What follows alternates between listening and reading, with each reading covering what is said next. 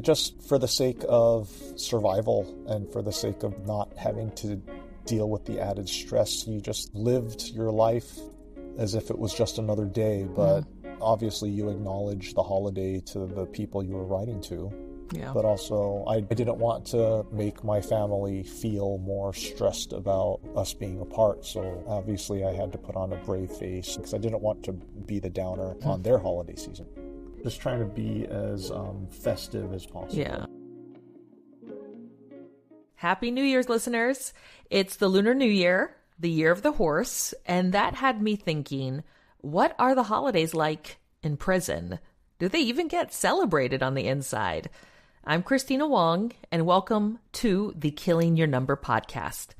Not so much a true crime podcast, more like a post-crime podcast, where we'll look at what happens to Asian Pacific Islanders after they come home from incarceration, when they finally kill off their inmate number, get their names back, and have to reintegrate into society. On today's episode, we're going to talk about what New Year's, the holidays, fresh starts look like when you're impacted by mass incarceration. What does the whole new year, new me feel like when you can't always control what your freedom looks like? Now, I don't know what that's like, but my co-host Kirn Kim knows something about spending the holidays in prison. He spent 20 winter holiday seasons inside Youth Authority and state prison. We'll also chat with our friends Billy and Leesa, who spent quite a few holidays inside. We hope you enjoy today's episode.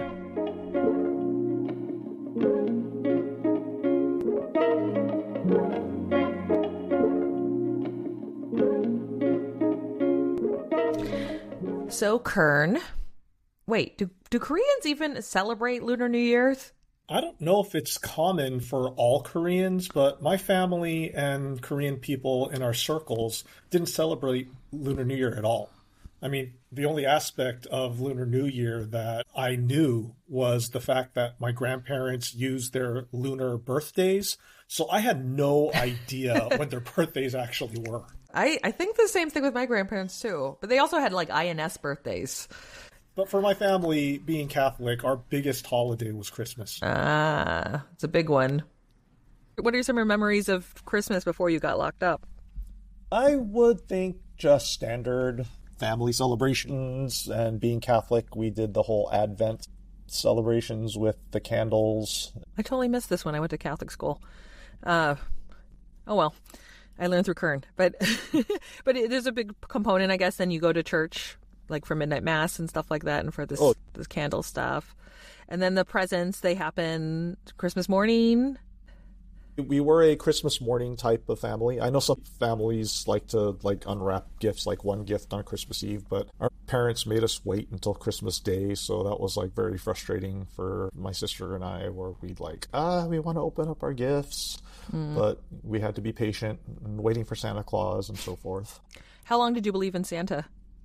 What, you mean Santa's not real? Oh no, Kirn, I'm so sorry. Prison What? didn't teach you that either? No, I had a fake chimney and everything that Santa would come to. No, I'm kidding. But for those listeners, Santa is very real. But you believed in Santa at one point, right? Because I did too. I can't remember at what point. My father used to go, ho, ho, ho, from upstairs and go, that's Santa. And we kind of caught on, especially because the gifts were in our stocking were so store-bought and looked like stuff I had seen around the house before or at Costco, and so I'm like, huh.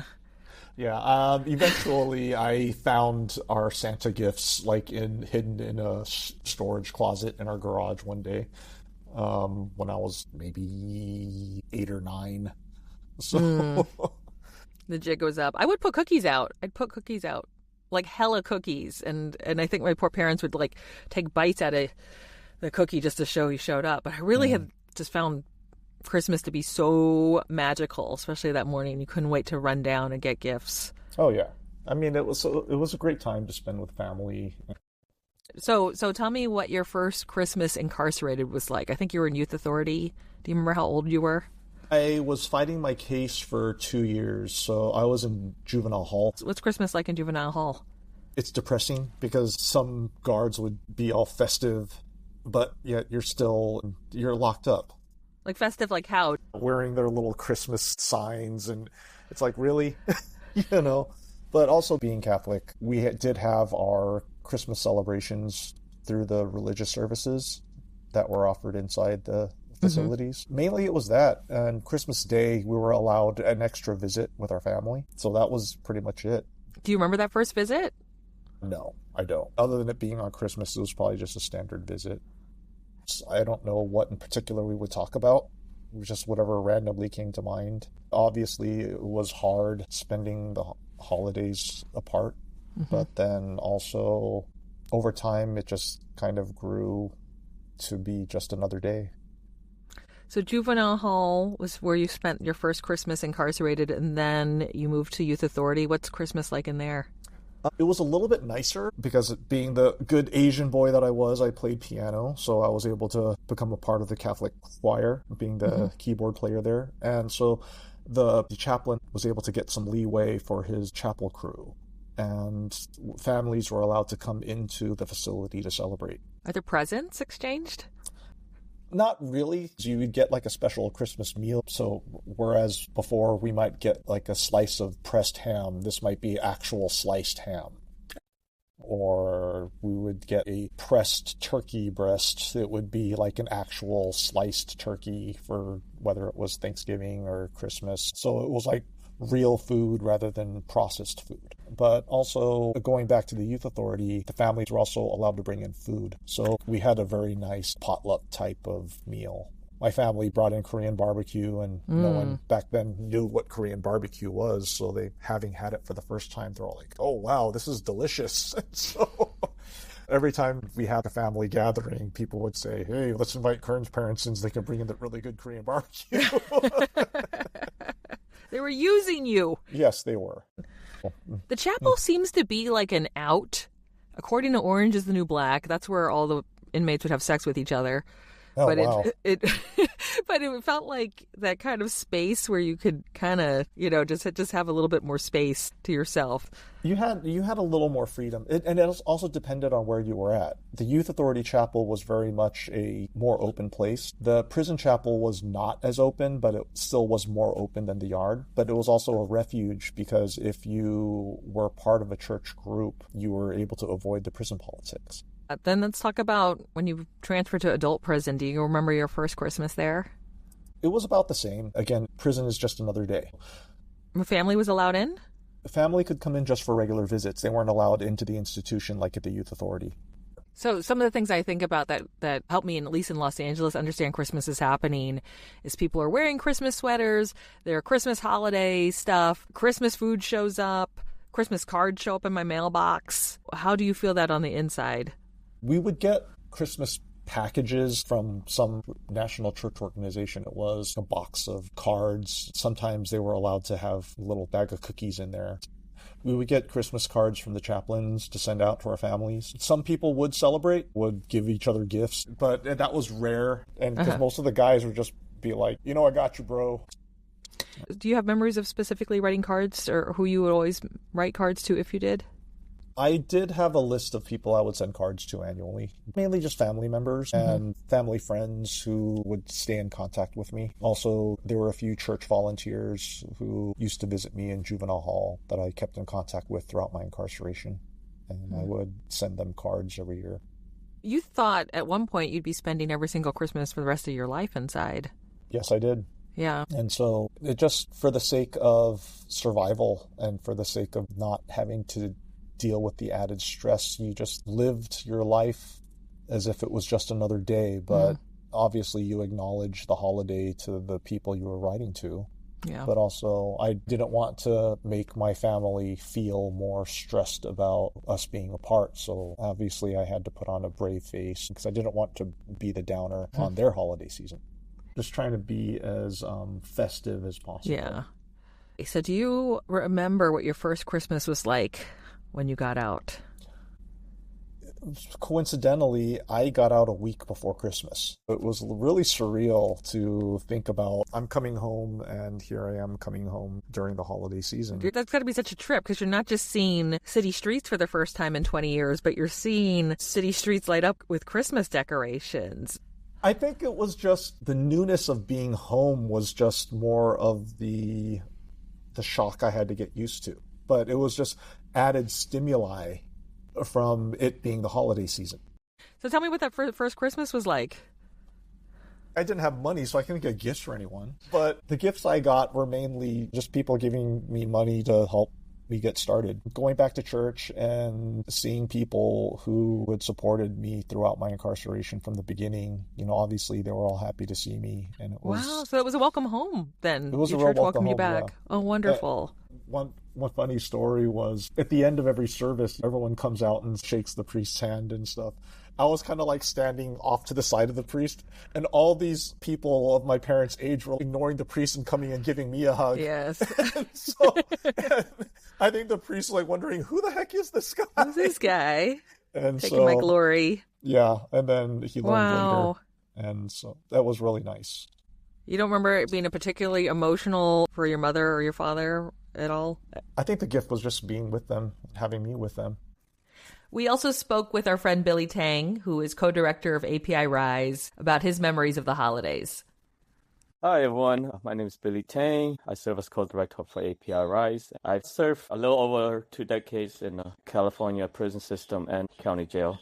Billy, do you have memories of what Christmas or New Year's was like before you went inside? My New Year's was spent with friends, counting down the eve, and my Christmas is spent with families and also friends. The Lunar New Year is probably what matters the most in our culture. What's your ethnic background? I'm Chinese, born in Cambodia. Growing up, it's always Chinese New Year, and it's always a big celebration in our family. Getting together, eating a family dinner. I think that's one of the few times in a whole year that we actually eat family dinner together. And I think that's probably one of the days that my mom's not allowed to cuss at me because you can't cuss in New Year's. Okay, so your mom doesn't cuss at you New Year's. Maybe you can tell us customs, things that you did during the Lunar New Year. For our family, my mom usually prepared this offering to my grandparents and then my deceased father and her sister, my aunt.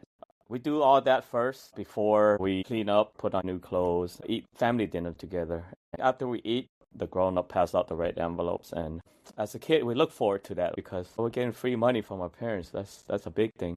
So it sounds like Lunar New Year was a bigger deal than January 1st New Year. Yeah, absolutely. I think in our family, the January 1st New Year, they don't really do anything. They don't even count down. I think they just treat it as any other day.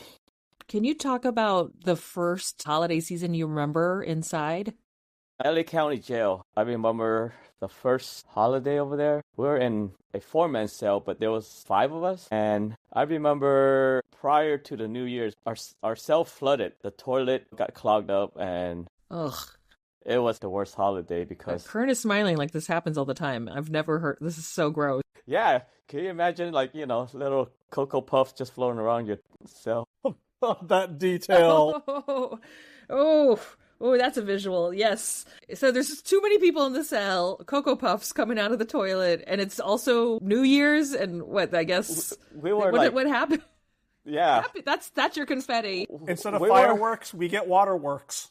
All of us was just on the bunks, right? Nobody wanted to get down to the funny floor. Everyone's trying to figure a way, how can we get all these stuff out of here? So, we got a little creative, right? We stepped on the bunk and one feet stepped on, kind of leaned over, right? And had a little cup and just scoop everything, put it in the toilet. It's like a carnival game.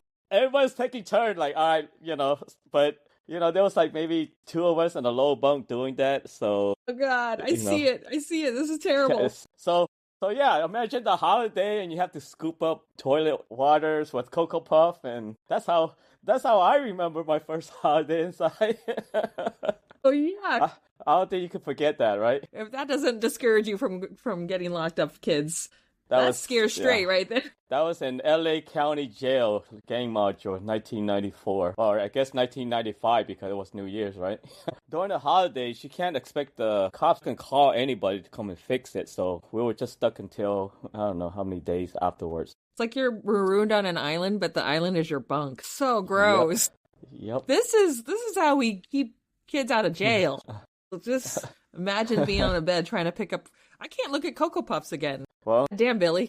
Luckily, We were able to buy shampoo. So when we cleared the whole thing, we just shampooed the whole floor and sprinkled some water all over it and wipe it all down. But that was the condition, so we have to do what we have to do. So you moved from county to state prison? Yeah, I think it was 18 months later, I was transferred to prison, Salinas Valley, maximum security. And that was a brand new prison at the time. I was really, literally the first one in my cell. And I got there around September. So when the holiday came, I remember Christmas first, right? That we were allowed to visit. So right around the Christmas time, I remember my mom visiting me. And they have like a little ragtag Christmas tree inside the visiting room. It wasn't exactly on Christmas that mom came visit me. It was like before, but I guess the vision, like a little ragtag Christmas tree with my mom, sticks to my mind. And during Christmas time, I remember the first year there, they actually gave us a care package with like candies, peanuts, and stuff. And after we came from chow, which is dinner, it was a bag in front of our cell. But that was it. After that, I don't remember any more like Christmas package. So I was telling Christina about how in all the prisons I was at, the men didn't really celebrate the holidays. Was there any type of traditions or activities that went on in the different prisons you were at? No, not for the men. Mainly we're in cells. I was in a cell for a long time. It was just you and your cellie. I think a lot of times we don't try to decorate anything because I think it just reminds us of like, hey, we don't have our friends with us. We don't have a family. What's the point of celebrating? I think the only thing we celebrate is probably before the Christmas, if they allow us, we'll throw a spread in the yard. And that's everybody's cooking a dish and bring it out to the yard. We share. But my first Christmas, I don't remember that happening at all in Salinas Valley. I think we did that during our lunar year, my first lunar year in Salinas Valley. One of the brothers, he worked in the kitchen and asked permission to throw a spread inside the kitchen. So on that day, when we came out for yard, we were allowed to just throw a spread. So everybody cooked whatever recipe that we could have at the time. The first dish I made, I tried to cook some fish. So I put some fish in a hot pot. I remember I was like, all right, just let me throw like 2 cans of oyster and I start stirring it. But when you stir oyster, it breaks and it becomes green. So I brought that to a yard and I was like, hey, what's this green stuff? I was like, oh yeah, that's oyster. I was like, green oyster, huh? So someone said, green oyster, that's Billy's infamous dish, green oyster. But to my surprise, it was gone like in 5 minutes. So I guess it tasted all right. It was like a potluck in the yard, the Lunar New Year. So every Lunar New Year, you'd have a potluck on the yard? Yeah, Lunar New Year, we tried to do it with all the Asians there, right? The Asians and the Islanders. We should jump ahead to like if you remember what your first New Year's outside when you got home was like? When I got released, it was the springtime. Was this one of the years where the Lunar New Year was after your release, or had it already passed? It had already passed. It was May when I first got out from the ICE detention, actually. That's right. How long were you in ICE? I would say 4 months. Do you remember the first time you came home, specifically having your first holiday celebrations at home and what they were like? Yeah, I remember the first, I'll say Christmas, right? It was with family. Yeah, I think I remember just being there with my family, with my younger brother, his wife, and the 2 kids. That was special. And my mom was there also, of course. I think that was like the first time the first time we ever celebrate Christmas, because normally we don't celebrate Christmas before my arrest. But yeah, when I came out, we celebrated. And for New Year, it was the same, just with families and friends. Instead of watching the countdown on television inside cell, I was able to just kind of watch it on TV with my family. How did that feel after 20 years of doing that inside a cell to be outside for the first time doing those celebrations? It felt surreal. I mean, I can't even remember what went on my head or, how I was feeling at that time. I was like, oh, wow, I'm actually out this year, celebrating with family and friends and not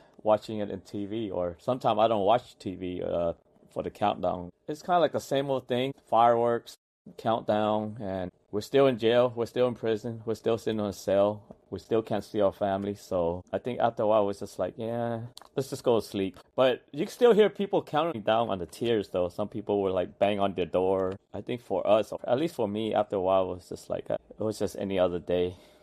So you had that first New Year's back and you said it was really surreal. What does New Year's, whether it's Lunar New Year's or January 1st or Christmas, what does it make you feel now?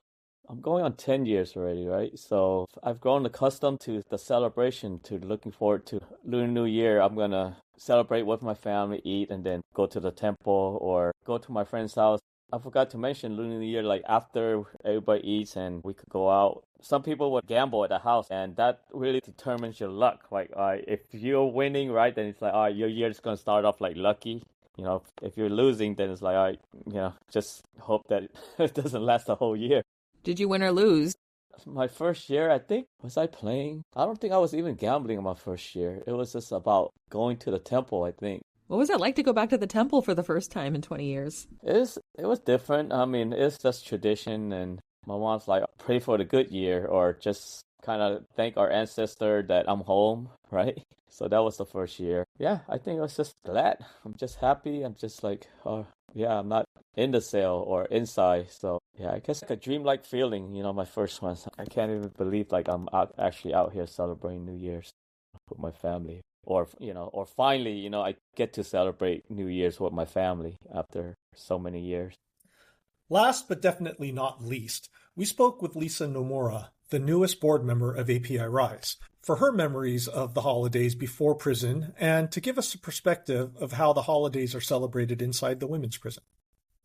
Hi, y'all. I'm Leesa Nomura. My pronouns are she, hers. I'm a formerly incarcerated woman who spent 10 years inside of these jails and institutions in the state of California. I've been home for 6 years, and I am grateful to be able to be a mom today, a grandma today, a sister, a daughter, and also, too, an advocate and activist here for people who are in women's prisons. Also, an activist and a supporter of my API community, and I'm also just a person. I'm a person like anyone else who's out here living, learning, growing, and glowing, doing her best, the best as she can out here in a world that didn't wait for me while I was gone. And so I feel very blessed and honored to be able to be here today. So Leesa, we have Lunar New Year coming up, and this episode is all about the holidays. Your family celebrates Christmas. So can you tell me what your last Christmas on the outside was before getting locked up? Well, it actually was a very lonely Christmas. I was alone. I was out in the streets, hustling and allowing my pain to drive me towards prison. And also, I was in a very dark place. I would just say that, which is very different from my life as a mom, as a daughter. When life happens and you don't have the coping skills to deal with life on life's terms, and then it does what it does. It controls the way you think, the decisions you make. And so at that time, my very last Christmas was super dark. Nothing like what I had grown up knowing and how I raised my children to enjoy. And that was purposeful. There was a reason for that. But then I spent 10 Christmases inside prison. And it was a slow transition into like my first couple of years of feeling like I was just disconnected and isolated from everyone and didn't deserve to celebrate anything good because, of course, I have 6 beautiful children in their formidable years living without me. I was riddled with grief, self-hatred, self-loathing. So I really spent the first 2 years just really not wanting to feel my emotions at all. And so least of all, enjoy or engage in any type of festivities that dealt with the things that just made me miss home more. Until there was this switch, this transition when a lifer who basically had already done and served 25 years in prison took me aside and kind of shook me out of this fog I was in and just basically challenged me. Like, Leesa, you have no control with outside the walls, but you have control of what happens in the here and now. You need to decide to bloom where you're planted. The healing that I experienced came from this sisterhood of healing from lifers and LWOPs. And if you don't know what LWOP is, it's people serving life without the possibility of parole sentencing who have next to no hope to ever coming home. However, these were the leaders, these were the healers and the teachers that came to my rescue when I was drowning in my own self-pity and my own trauma. And they broke their chests open in these self-help groups and exposed some of the most traumatic, violent experiences that led them to their life crimes and were dedicated to ensuring that women like me who came into prison, who will definitely be returning back to society, can go back better moms, better wives, better daughters, better sisters, better community members. These were the women that were just so dedicated to community. The woman that I told you about, she looked at me and she was like, oh no, you can't sit like this. You can't stay in your bunk like that. You can't possibly expect to do 10 years like this. And she was right. She was right. I needed to make a choice. And it was when I made that decision that I was going to be in this community and I was going to be a part of it and get everything I could from it. And it began to be like picking fruit off a tree, like the best tasting fruit, very nourishing. And you just felt the nourishment that was coming into your life as these women were just handing you these wonderful nuggets of hope and healing and resilience and restoration. And that was really when the transition started to happen, when I started to really look around what was going on around me and begin to accept that there were good things for me to benefit from. And so I started engaging in the preparations of decorating the unit. And the women's prison is a whole lot different than the men's joint, I hear. Like we go all out in there to the point where we transform the whole entire unit into like this winter wonderland. And we vote about the theme, and we've had Grinch theme. We've had Nightmare Before Christmas theme. Just imagine like every wall is it's the responsibility of all 4 hallways to take a wall in the day room, and then we all compete against each other. So it's just with the limited resources that we have in prison, man, they could do a lot with stolen paper from the program office and toilet paper boxes that are contraband to steal and hoard, but we did it. We started in the summer. Homemade everything, homemade ornaments like paper mache. Miss Sawan, she was from Thailand and she spoke very little English, but she was the most gifted person in paper mache artwork. And so she would make all of these ornate like ornaments by hand, and then everyone would come and paint them. So the whole entire Christmas tree was made of all homemade ornaments. And I just want to say that those memories of Christmas inside the prison were just some of the most beautiful displays of solidarity and community. And it was such a collective effort. I think it was one of the very memorable things that brought everyone together. We'd be all scratching each other's eyes out like cats and dogs all year long. But come Christmas, like we're working together to make it happen so that we have everything done by the time Christmas Eve is, when we have our big celebration. And I'm wondering what New Year's, if that feels different than Christmas, what New Year's might have felt like. Man, I'm telling you, New Year's was always in prison, especially for people that had determinate sentence or were lifers that were going to get closer to their board dates. When you're able to pull off, because I want to say the things that we love to do is we love to count days and we love to count them years, because the more it passes, the more closer we are to coming home. And we measure time a lot different than the people in the free world. Like as you get closer, you measure how many quarterly boxes. Oh, I got 6 more quarterly boxes to go and I'm coming home. Or I got 4 more quarterly boxes and then it's my board date. Quarterly boxes, by the way, are again care packages from home? Yeah, care packages, not from home. They used to come from home, but now we have to buy them from designated vendors.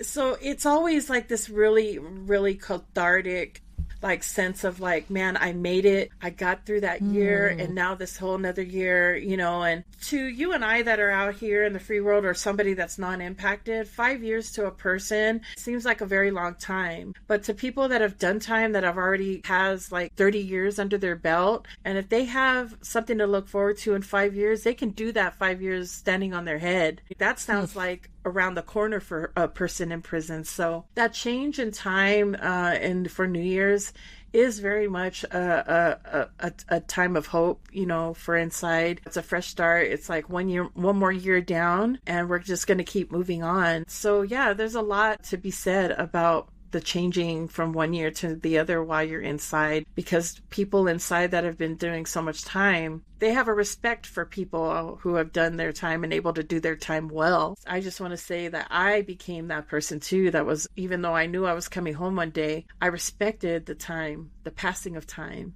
in a way that is kind of hard to explain, but you did it because people were doing time. real time. And that once I go home, that time is still going to move on for them, move forward for them. And so, yeah, we would stay up and watch the ball drop, and we would turn the TV on, and we would celebrate, and we would bang on the doors. Right when it's midnight, we're all banging on our doors. Happy New Year! Happy New Year! And, you know, some of us would brew a little hooch, and we have a little drink, and then we'll take ourselves to bed and wake up on January 1st and keep doing it. Keep doing what we're doing and working towards home.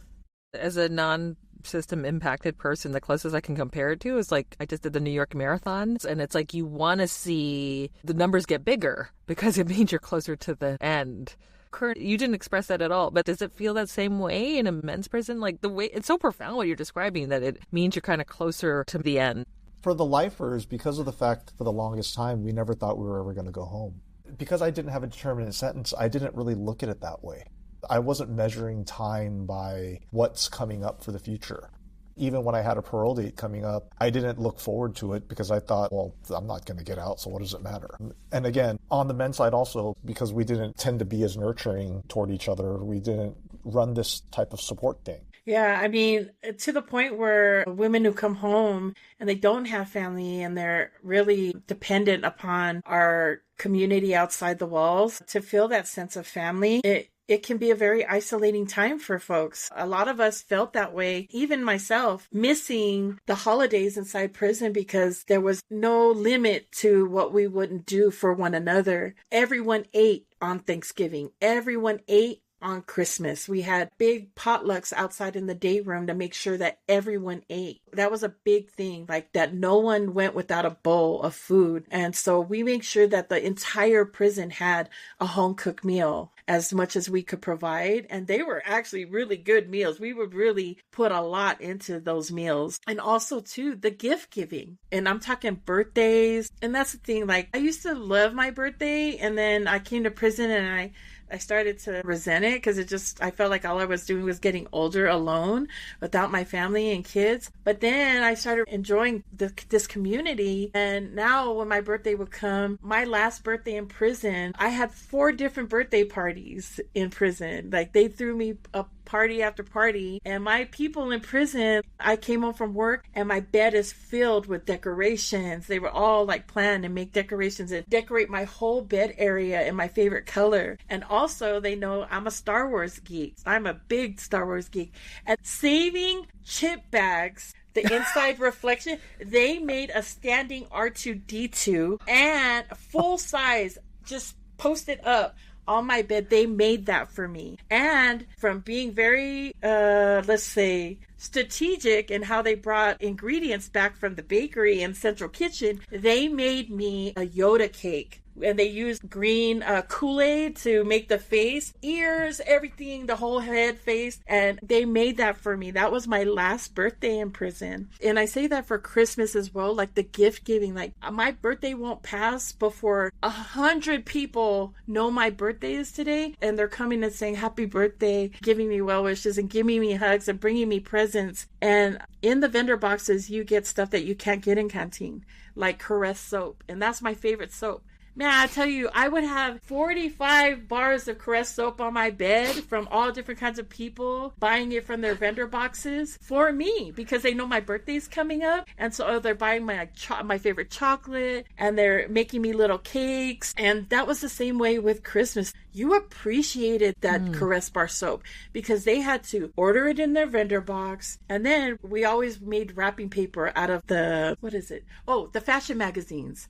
That's how we used the fashion magazine pages for wrapping paper. And so they would wrap them, make these beautiful bows, and my whole bed would just have presents galore of just candies and chocolate and just homemade cakes. And that was a lot of like how Christmas was too. It was like we made sure that everyone knew that they were loved, that we were in this together. I wanted to ask about first Christmas out. It was a COVID Christmas. By the time the end of the year came, things were getting a little bit more relaxed. And so our first Christmas was spent at my sister's house. And I just want to say that prior to going to prison, who was Leesa? Leesa was a mom, a big sister, my parents' eldest. And Samoan culture, the way that it breaks down is like that eldest daughter is basically second mom. And so she has a lot of responsibility. And so I was always the one to make the Christmas dinner and cook all the fixings, and I always love to do that for my kids mostly, but I love to do it for my family at large. So I'm home, I'm back from prison, and I can't wait. I just had this anticipation that I'm gonna revisit and relive this time where cooking this meal was like soul food for us. As a family who is Samoan, that village mentality or that way of village lifestyle still exists even though we're here in America. So coming together over a meal is not just breaking bread, but it's also breaking through a lot of things. A lot of healing comes out, a lot of coming together and reminding oneself of what's important, that family is important, faith is important, remembering that we have elders that are no longer with us, that we are mindful of in these times. I was able to assume my role in my family and cook this like very elaborate meal. And with all of the fixings, I'm very strategic when it comes to how I plan these holiday meals. I have all of the time set and when everything goes in the oven, how they're positioned, where, I consider oven space to the cubic inch, like you name it. Like I'm very strategic. I start doing the desserts the night before, so I usually bring the kids in to help me. And so that Christmas, that was the gift as far as I'm concerned to my family. And everyone was just saying over and over again, like, it's so good to have you home. It's so good for you to be home. And I just think that there's so much about the experience of going to prison that in the time that I was going through my decade in there, that I never could even see that this was going to be a part of my future. I thought I was going to parole alone. And then like 2018, my mom wrote me a letter and said that she forgave me. And that was the beginning. Like, had she not sent me that letter, had her heart not softened towards me, I would have never had that Christmas with my family. And I never would have found my way back to my kids because I would have continued to feel like I was worthless because my family didn't want me. And I would feel like I had nothing to contribute to my children either. It was like a bridge that was built across. That forgiveness was the bridge that was where we walked across to becoming more committed to the healing process as a family. Because we're not a real they're not a real huggy feely bunch. I'm the one, like I'm really emotional, like, and they're always like, oh, you're so touchy-feely, you're so in your emotions. I said, yeah, I know. That's what working on yourself does to you. It makes you feel very self-aware, emotionally intelligent. And it's like, wanga, emotionally intelligent. It's a Samoan way of saying, what is that? And I just feel like I've just been given the opportunity to just really show them that I haven't changed, but I have changed. And that the parts of me that have changed are good changes. They're good changes because they're part of the person that I am today, which is the activist, the advocate, the committed and loyal family member and community member. They are proud of me today, Christina, do you remember 2 years ago when we had the Lunar New Year celebration for our API Rise members? Yep, I remember it was at Broadway Cuisine in Chinatown, Los Angeles. And it was just like so cool to see everybody having this old school New Year family experience. And there were lion dancers and red envelopes. And I just felt like we were kids again. And it was really fun to see some of the guys dressed up in cultural garb. Yeah, I will have to say holidays are definitely better on the outside after having been inside for so long. And I definitely prefer celebrating with you outside here. And I look forward to more. Well, thank you, audience. This episode of Killing Your Number was produced by API Rise, hosted by Christina Wong and me, Kirn Kim. Our intern is Jade Faircloth. Music by Jason Chu and Leo Gia. Thanks to Billy and Leesa for being our guests. Oh, and Kern, let's not forget we have a episode sponsor. Sponsor? Cocoa Puffs! Oh, God. Learn more about API Rise at api-rise.com. Don't forget to follow us at killingyournumber.com and on Instagram at killingyournumberpodcast. Thanks. Bye, everybody.